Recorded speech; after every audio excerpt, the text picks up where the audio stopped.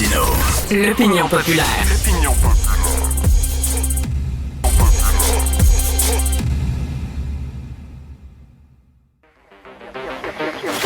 Cube Radio. En direct à LCN. 9h30, on va aller rejoindre Richard Martineau à Cube Radio. Salut Richard! Salut Jean-François. Petit message aux jeunes qui nous écoutent et qui réfléchissent à leur avenir. Jean-François, la semaine dernière, j'ai eu besoin d'un plombier à la maison. L'évier de la cuisine était bloqué, mais bloqué raide. On a tout essayé, la ventouse, j'ai jamais pompé de même de ma vie. J'en ai encore mal au bras, OK? On fait venir le plombier qui arrive avec, tu sais, des sondes en spirale là, de plusieurs pieds de long. Là. Bon, débouche ça. Il a dû changer un petit coude dans un tuyau, mais vraiment une petite affaire, tout ça. Il est à la maison 3 heures. 3 heures de temps, 1200 $. Prochaine fois, hein, tu vas faire attention à ce qui tombe dans le tuyau de ton évier. Aïe, aïe. Écoute, donc, les jeunes qui nous écoutent, là, peut-être que vous envisagez une carrière universitaire. Là. Pensez au métier.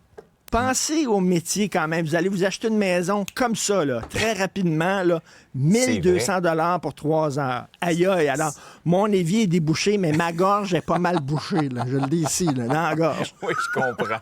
Effectivement, c'est des métiers qui sont payants, comme celui de juge. D'ailleurs, même les juges qui sont suspendus et qui sont payés, qui voient même leur salaire augmenter. Je fais référence au cas du juge Gérard Dugray. Oui. Ben oui, alors, juge de la Cour supérieure du Québec, un petit comique, tu sais, lui, j'imagine, dans sa douche, tout nu le matin, il chante « J'aurais voulu être un artiste ». Alors, dans sa cour, lui, il voit des gens devant lui, il est un peu comme sur une scène, il y a des gens, ça, c'est la salle, c'est les spectateurs. Lui, c'est un spectacle qu'il donne, donc, alors, tu sais, il y avait des opinions assez particulières, colorées, au cours de, quand il siégeait. Et là, il y a eu des plaintes, 7 plaintes contre lui. Écoute, as-tu vu le temps que ça a pris, toi? Dans le Journal de Montréal, c'est Sarah Maud Lefebvre qui nous apprend ça. Il y a eu 7 plaintes. En 2018-2019, 7 plaintes ont été logées contre lui pour des propos qui étaient disgracieux.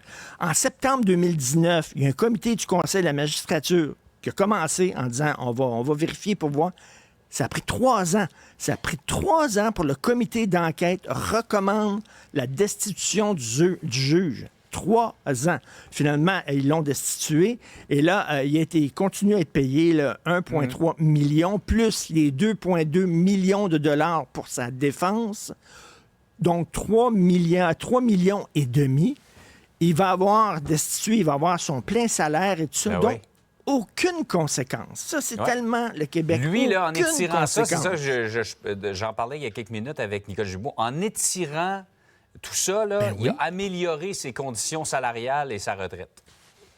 Incroyable! Est-ce qu'il peut avoir des conséquences? Tu sais, quand tu es juge, là, tu dois être irréprochable parce que les gens doivent avoir confiance au système de justice. S'ils commencent à avoir du cynisme et à avoir une méfiance envers le système de justice, c'est pas bon pour la démocratie. Tu dois être irréprochable. Je me souviens, il y a quelques années de ça, il y avait un directeur de la Caisse de dépôt qui a fait perdre des gonzillards de dollars aux Québécois, des mauvais placements, etc. Il est parti, une prime, sa pension, il est allé chercher une job ailleurs et tout ça. Aucune conséquence. Il peut-il avoir des conséquences de temps en temps? Comment ça se fait que tu fais mal ta job, tu continues à être payé, tu as quand même ta prime, tu n'as pas de conséquences. Les gens regardent ça et ne comprennent pas comment dire. Dans les contrats, ça devrait être une petite ligne en bas. C'est-à-dire, si tu dois quitter ta job sur un rail avec des plumes parce que tes propres t'as causé des problèmes et tout ça, ben t'es pas payé. T'as pas de... Non, c'est pas comme ça. Il n'y a aucune conséquence au Québec. C'est le même. Alors, voilà, un autre cas patent de ça. 3,5 millions de dollars, nos taxes au travail, comme on dit. Hey, c'est pas facile pour nos restaurateurs, hein, surtout en ce début d'année, là, avec les paiements COVID, les subventions COVID à rembourser. Il y a moins de monde dans les restaurants, mais particulièrement à Montréal, c'est difficile, hein? Ben, il y a moins de monde dans les restaurants. Tu es allé dans les restaurants même, je parle pas des restaurants gastronomiques, là, puis tout ça, 4 étoiles. Les restaurants ordinaires, c'est super cher. Pourquoi? Ils doivent augmenter leur salaire de leur chef, des gens en cuisine, des gens qui lavent la vaisselle pour pouvoir les retenir. Sinon, ces gens-là quittent. Les denrées sont de plus en plus chères. Augmentation de taxes. Et là, les restaurateurs sont pris à gorge. Écoute, la semaine dernière, je parlais justement à quelqu'un de l'Association des restaurateurs, puis qui disent, nous autres, on ne demande pas un gros chèque du gouvernement, là, on ne demande pas là, des gros cadeaux. Tout ce qu'on demande, c'est pouvez-vous nous donner un petit break? Permettez-nous d'enlever 1 ou 2 boutons de notre chemise, là, d'essayer de, arrêter de nous mettre les bâtons dans les roues. Et regarde, les pistes cyclables, les constructions, augmentation de taxes, etc., eux autres sont pris vraiment à la gorge en disant, ben nous autres, on est les poumons de l'économie de Montréal. Les gens viennent dans les restaurants, puis après ça, ils sortent du resto, ils font du shopping, etc. C'est important pour la ville, mais vous arrêtez pas de nous mettre les bâtons dans les roues plutôt que de nous aider. Et pendant ce temps-là, ils demandent peut-être, si vous augmentez les taxes, pouvez-vous donner une petite pause, accorder une petite pause aux restaurateurs? Je te rappelle que les églises, les lieux de culte, eux autres, n'ont pas de taxes foncières à payer, là.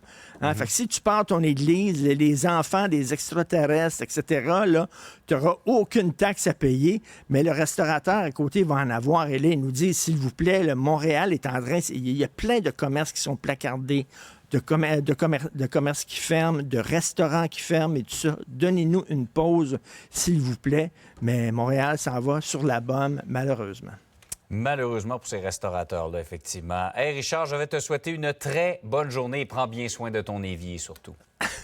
J'ai dit à mon fils de ne pas mettre n'importe quoi, là, justement, Oui, dans le lavabo. Merci.